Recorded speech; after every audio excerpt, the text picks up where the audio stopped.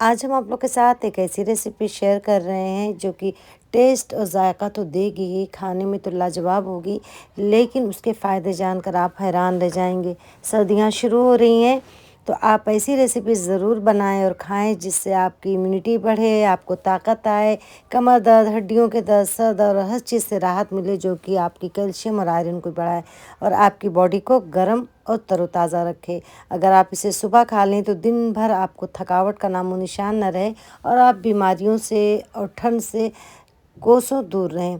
तो हम बना रहे हैं गोंद और ड्राई फ्रूट के लड्डू। बहुत ही मज़ेदार ये होते हैं, खाने में जितने ज़्यादा टेस्टी होते हैं यकीन जाने उसके फ़ायदे उससे कहीं ज़्यादा होते हैं। तो आप सर्दियों में इसे ज़रूर बनाएं और इसे खाएं, बहुत ही लाजवाब ये बनकर तैयार होते हैं। अस्सलाम वालेकुम, कैसे हैं आप लोग? उम्मीद है आप अपने घरों में शाद और आबाद होंगे। मैं हूँ फरहाना, घर का जायका विद फरहाना में आपका वेलकम करती हूँ। तो चलिए शुरू करते हैं। इसके लिए सबसे पहले हमने 100 ग्राम खरबूज के बीज ले लिए हैं और 100 ग्राम ही मैंने अलसी ले ली है और 100 ग्राम मैंने खरबूज के बीज ले लिए हैं। इसके अलावा मैंने 100 ग्राम मखाना ले लिया है, 100 ग्राम काजू, 100 ग्राम बादाम और 100 ही ग्राम मैंने गोंद ले ली है। अगर आप गोंद चाहें तो 150 ग्राम तक भी इस्तेमाल कर सकते हैं। इसके अलावा मैंने 100 ग्राम पम्पकिन सीड्स, 100 ग्राम किशमिश ली हुई है और तिल भी मैंने 100 ग्राम लिया है, लेकिन सिर्फ खसखस को मैंने 50 ग्राम लिया है। 1/3 कप मैंने घी लिया है देसी, देखते हैं कितना जाता है। 1 टीस्पून मैंने सौंठ का पाउडर लिया है, आधा टीस्पून इलायची पाउडर, आधा टीस्पून काली मिर्च पाउडर लिया है। अगर आपके पास वाइट मिर्च पाउडर है तो आप इसका भी इस्तेमाल कर सकते हैं। मैंने तो ये ड्राई फ्रूट लिए हैं, आपकी मर्ज़ी है, आपको जो भी पसंद हो या आपके पास जो भी हो वो ड्राई फ्रूट आप शामिल कर सकते हैं। आप इसमें नारियल, अखरोट ये भी शामिल कर सकते हैं, तो आपके ऊपर टोटली ये डिपेंड करता है। अब हमने ले लिया है 400 ग्राम गुड़। 400 ग्राम बिल्कुल परफेक्ट है, लेकिन अगर आप इसे कम ज़्यादा करना चाहें तो बिल्कुल कर सकते हैं। तो अब सबसे पहले हम चूल्हे पे रख देते हैं कढ़ाई को।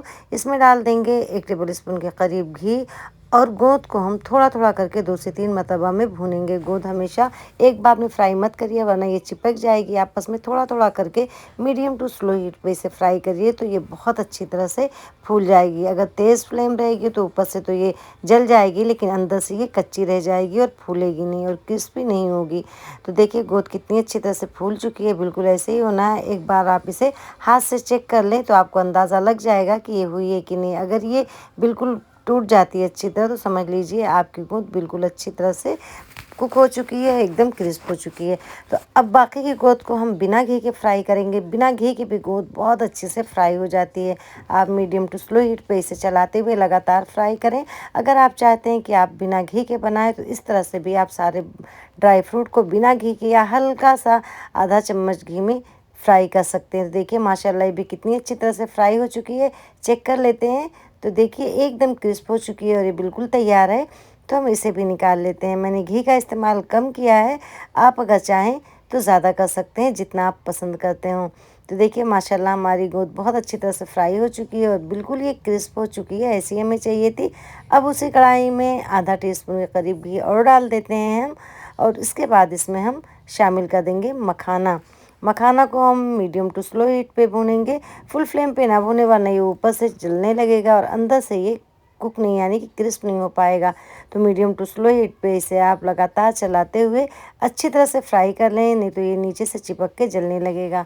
मखाना आप ज़रूर शामिल करें, ये लो कैलोरी होता है, ये आपके वेट लॉस में भी काम आता है और आपके डाइजेस्टिव सिस्टम को भी अच्छा रखता है। एनीमिया और कमज़ोरी को दूर करता है। पीसीओएस में भी बहुत ज़्यादा फ़ायदेमंद होता है और ब्लड प्रेशर के लिए भी। तो आप इसे अवॉइड मत करें, ज़रूर शामिल करें।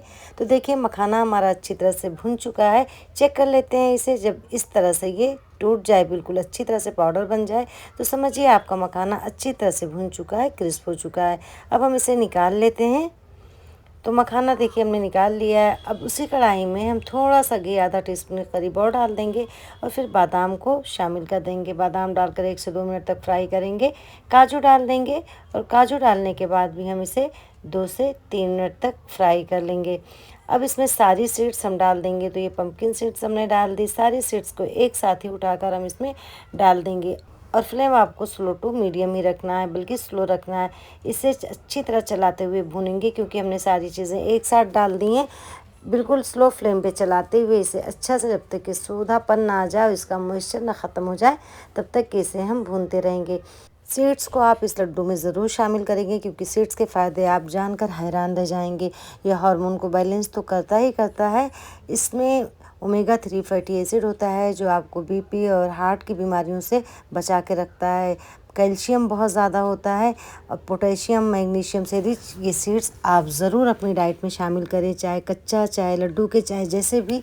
आप हैरान रह जाएंगे। अलसी के फ़ायदे जानकर मिरेकल का काम करता है किसी भी बीमारी के लिए। तो ये भी अच्छी तरह रोस्ट हो चुके हैं, हमने इसे निकाल लिया। अब इसी कढ़ाई में किशमिश डाल देंगे और बिल्कुल थोड़ा सा घी हम इसमें डाल देंगे ताकि किशमिश नीचे चिपके नहीं। और इसे 2 से 3 मिनट तक ही फ्राई करेंगे, ज़्यादा देर तक नहीं करना कि थोड़ा सी ये फूल जाए। तो देखिए किशमिश भी हमारी फ्राई हो चुकी है और ये जो है फूल चुकी है। अब हम इसे निकाल लेते हैं, बहुत ज़्यादा देर तक इसे फ्राई हमें नहीं करना है। अब इसी कढ़ाई में हम डाल देते हैं तिल और खसखस। तो खसखस और तिल को हम घी में नहीं भूनेंगे, उसे ऐसे ही हमें ड्राई रोस्ट करना है बिल्कुल स्लो फ्लेम करके। खसखस बहुत ज़्यादा फ़ायदा करता है, थकन दूर करता है, बहुत अच्छी नींद आपको इससे आती है। और तिल तो आप जानते ही कि ये कैल्शियम का ख़जाना होता है, बहुत ज़्यादा आपकी हड्डियों को मजबूत करता है। अगर आप तिल खाएं तो आपको कभी भी कैल्शियम की कमी नहीं होगी। इस तरह करके सारे ड्राई फ्रूट को हमने रोस्ट कर लिया है, इससे इसका टेस्ट बहुत ज़्यादा बढ़ जाता है। अगर आप इसे रोस्ट कर लेते हैं, आप चाहें तो घी में करें, आप चाहें तो बिना घी के भी इसे कर सकते हैं। अगर आपको बीपी वगैरह का मसला है या घी आपको नहीं यूज़ करना तो आप बिना घी के भी इसे बना सकते हैं। वैसे भी ये लड्डू बहुत ही ज़्यादा मज़ेदार बनते हैं, लेकिन आप इसे रोस्ट ज़रूर कर लें। घी में डालने से या घी में फ्राई करने से इसका टेस्ट थोड़ा और ज़्यादा बढ़ जाता है और उसमें अच्छा खासा सोदापन आ जाता है। हमने निकाल के रख दिया प्लेट में और जैसे ठंडी हो जाएंगी तो हम इसे चॉपर में चॉप कर लेंगे। आप इसे चाहें तो बिल्कुल बारीक पाउडर भी बना सकते हैं, आपकी पसंद के ऊपर डिपेंड करता है। लेकिन मैं इसे बारीक पाउडर नहीं बनाऊंगी, मैं इसे चॉपर में चॉप करूंगी। कुछ को तो मैं बारीक चॉप करूंगी और आधे से को मैं थोड़ा मोटा मोटा चॉप करूंगी। तो देखिए मखाने को भी हमने इस तरह से पीस लिया है कि मखाना भी आधा पाउडर की शक्ल में बन गया है और थोड़े थोड़े छोटे छोटे भी चंक्स भी उसमें रह गए हैं। तो बिल्कुल ऐसे चाहिए, आपको जैसे पसंद हो आप वैसे बना सकते हैं। ताकत तो उतनी ही आनी है, चाहे आप पीस के बनाएं और चाहे आप चॉप करके बनाएं। अब गोंद को भी हम डाल के इसी तरह, तो गोंद को भी बिल्कुल पाउडर नहीं बनाना है, छोटे छोटे चंक्स मुंह में आने चाहिए, इतना बारीक होना चाहिए। तो इसे भी हमने पीस लिया। इसे एक ही बर्तन में निकाल देंगे, जितने ड्राई फ्रूट पीसते जाएंगे एक बर्तन में निकाल लेंगे। अब जितनी सीड्स बादाम काजू और उसी में किशमिश भी डालकर हम इसे अच्छी तरह से चॉप कर लेंगे। तो पहले हम इसे थोड़ी ही देर चॉप करेंगे कि ताकि ये थोड़े मोटे मोटे से रहें, यानी कि अच्छे से बड़ी बड़ी सीड्स वगैरह इसमें दिखे। देखिए बिल्कुल इस तरह से इतना मोटा होना चाहिए। आप चाहें तो बिल्कुल बारीक भी कर सकते हैं, जैसा आपको पसंद हो। तो आधा हम निकाल लेते हैं इस तरह से और फिर आधे को हम छोड़ देते हैं इसी में, इसे और थोड़ा सा बारीक हम कर लेंगे। तो देखिए इसे भी हमने बिल्कुल बारीक कर लिया है और इतना बारीक होना चाहिए था। अब दोनों तरह के हो जाएंगे, इसमें आधे बारीक रहेंगे और आधे मोटे। तो इससे आपके लड्डू बहुत ही ज़्यादा टेस्टी और डिलीशियस बनकर तैयार होंगे। अब हम इसमें शामिल कर देते हैं जो हमने खसखस और तिल को भूना था, इसे डाल देंगे। और इसे डालने के बाद आधा टीस्पून हम इसमें इलायची पाउडर भी शामिल कर देते हैं। इन सारी चीज़ों को डालने के बाद एक बार आप इसे बहुत अच्छी तरह से मिक्स कर दें ताकि सारी चीज़ें एकजान हो जाएं और अच्छी तरह आपस में मिक्स हो जाएं। अब आप इस स्टेज पे चाहें तो इसे मिक्स करके किसी एयरटाइट जार में रख सकते हैं और दूध गर्म करके 2 टेबल स्पून डालकर इसे पी सकते हैं, या फिर इसे ऐसे ही खा के ऊपर से दूध पी सकते हैं। हर तरह से ये बहुत ज़्यादा फ़ायदेमंद होता है। और चाहें तो इसकी बर्फ़ी या लड्डू जो भी आपको पसंद हो उसे बना सकते हैं। तो अब हमने जो गुड़ लिया था इसे बारीक बारीक हम काट लेंगे, बारीक या थोड़ा मोटा मोटा ही काट लें ताकि ये आसानी से गल जाएँ। तो हमने देखिए इस तरह इसे मोटा मोटा सा काट लिया है। अब इसे हम एक पैन में डाल देते हैं और इसे डालने के बाद आधा कप पानी डाल देंगे। इससे ज़्यादा पानी डालने की ज़रूरत नहीं है हमें। 1 टीस्पून भरकर हमने घी शामिल कर दिया। आप चाहें तो 1 टेबल स्पून भी डाल सकते हैं। ये जमा हुआ घी था तो 1 टेबल स्पून के बराबर ही होगा। अगर पिघला है तो आप 1 टेबल स्पून डालें और अगर जमा है तो 1 टीस्पून भरकर ज़रूर डालें, उससे कम ना डालें।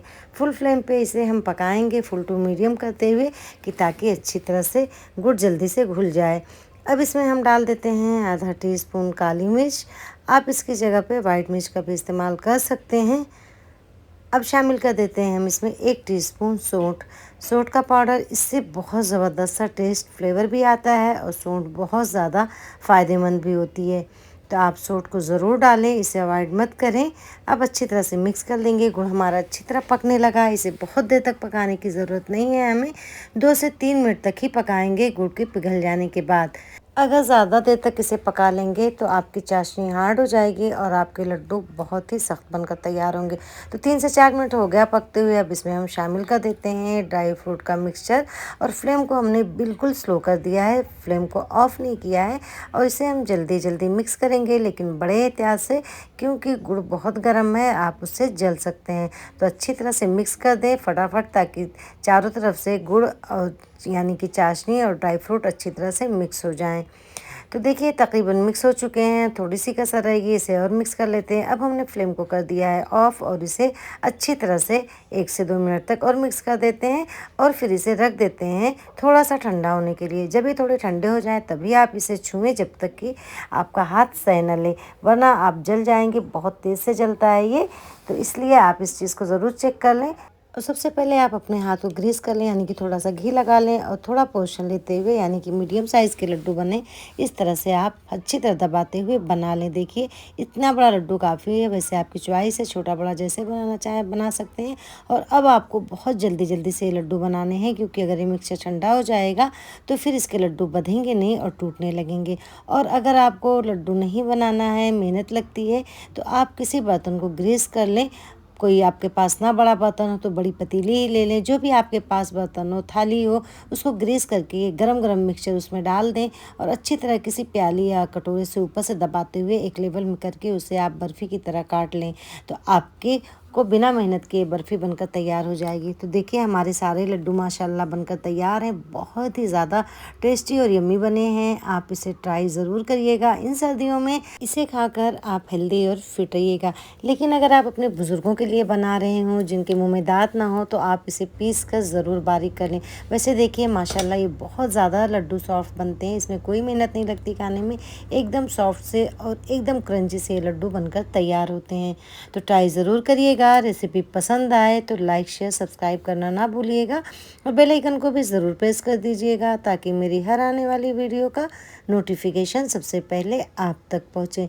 मिलते हैं एक ऐसी अच्छी सी और नई सी रेसिपी के साथ। दुआओं में याद रखिएगा। तब तक के लिए मुझे दीजिए इजाज़त। अल्लाह हाफिज़।